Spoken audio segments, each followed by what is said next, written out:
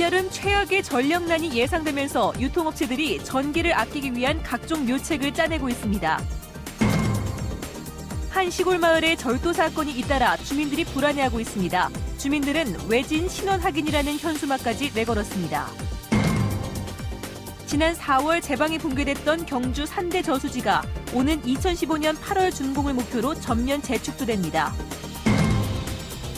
한국 차문화의 맥을 만나다 전시회에 1200년 만에 중국에서 돌아온 차나무와 동의보감 목판 인쇄본이 최초로 공개됐습니다.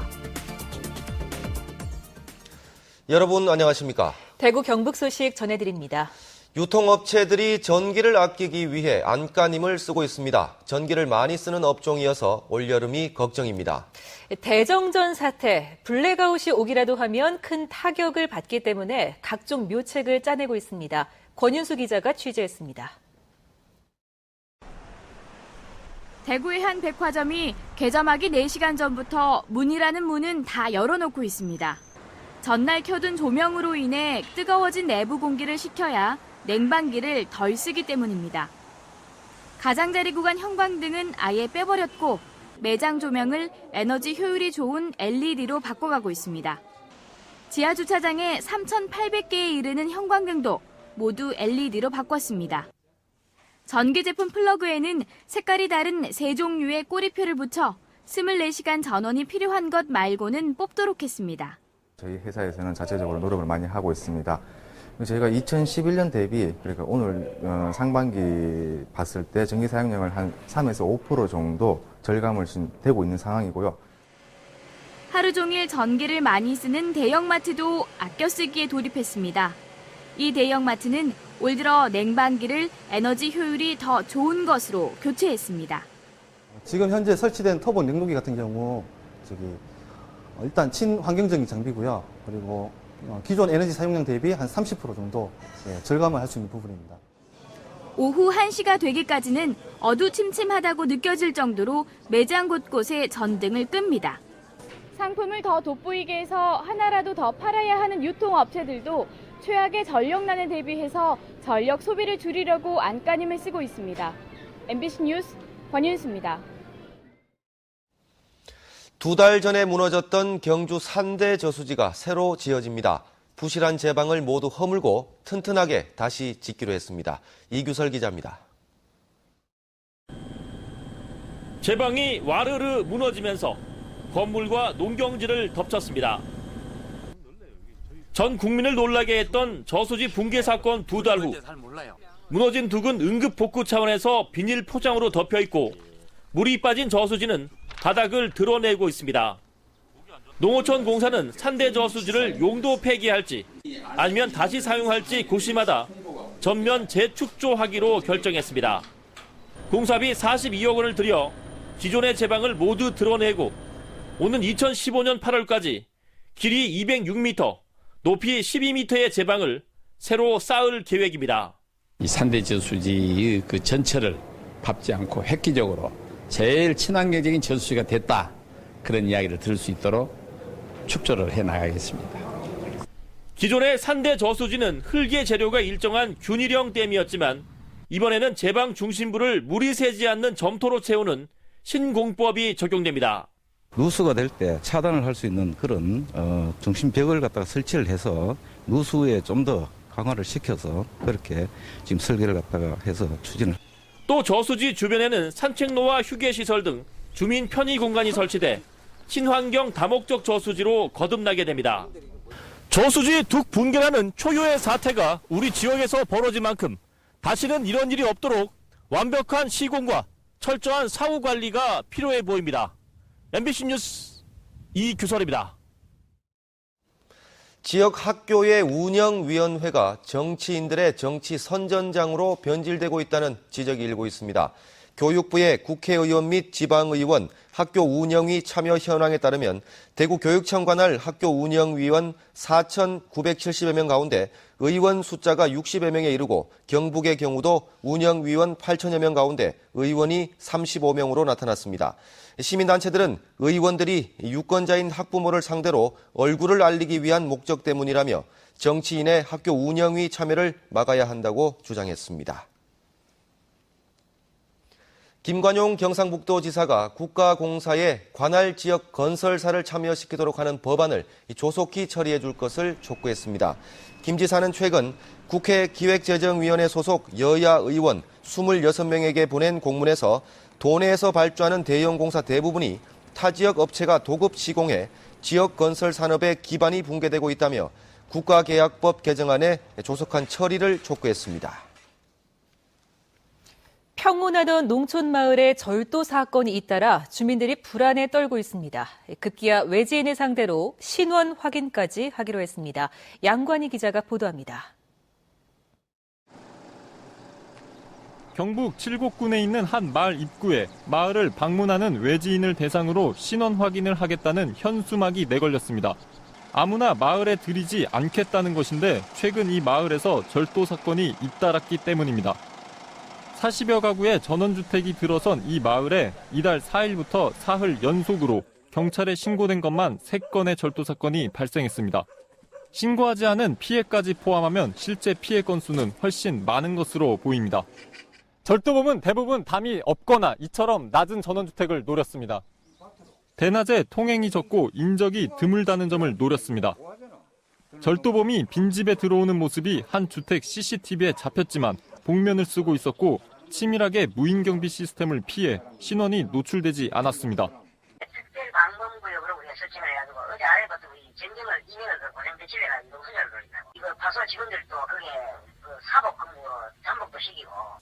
그러나 경찰에만 맡기기에는 불안하다고 느낀 주민들이 스스로 방범시설을 늘리고 나아가 외지인을 상대로 신원 확인을 하겠다는 현수막까지 내건 것입니다.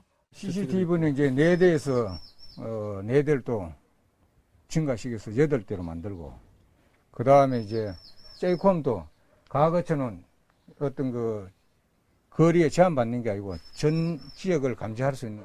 잇따른 절도 사건으로 평온하던 농촌 전원마을이 삭막한 분위기에 휩싸였습니다. MBC 뉴스 양관입니다. 뇌물수수 등의 혐의로 1심에서 집행유예를 받아 직무가 정지됐던 영주농협 조합장이 사흘 만에 다시 직무에 복귀했습니다. 농협중앙회는 수용할 수 없다는 입장입니다. 이호영 기자입니다. 영주농협 배석태 조합장이 뇌물수수 혐의로 집행유예를 받으면서 직무가 정지된 것은 지난 5일. 하지만 사흘 만에 다시 직무에 복귀했습니다. 영주농협 이사회에서 농협법 46조 규정이 잘못됐다는 배조합장의 이의를 받아들여 직무에 복귀시킨 것입니다. 영주농협 이사회는 금고 이상의 형을 선고받고 그 형이 확정되지 아니한 자에 배조합장이 해당되지만 집행유예를 받았기 때문에 그 직무를 수행할 수 없을 때에는 적용되지 않는다고 해석하고 직무 정지를 해제했습니다. 그 직무를 수행할 수 없을 때에는 직무대행이 두지면서 난 활발히 이 업무를 추진하고 있다 이래. 그러기는 이거는 직무대행의 법적 근거가 모자란다. 하지만 영주농협의 이 같은 결정은 법령에 따른 것이 아니라 자의적인 해석이어서 논란이 되고 있습니다. 농협중앙회는 이에 대해 명백한 농협법 위반이라며 크게 반발하고 있습니다. 집행유예 등 구금 여부와 상관없이 그 행위 선고받은 경우에는 이에 해당된다고 규정하고 있습니다.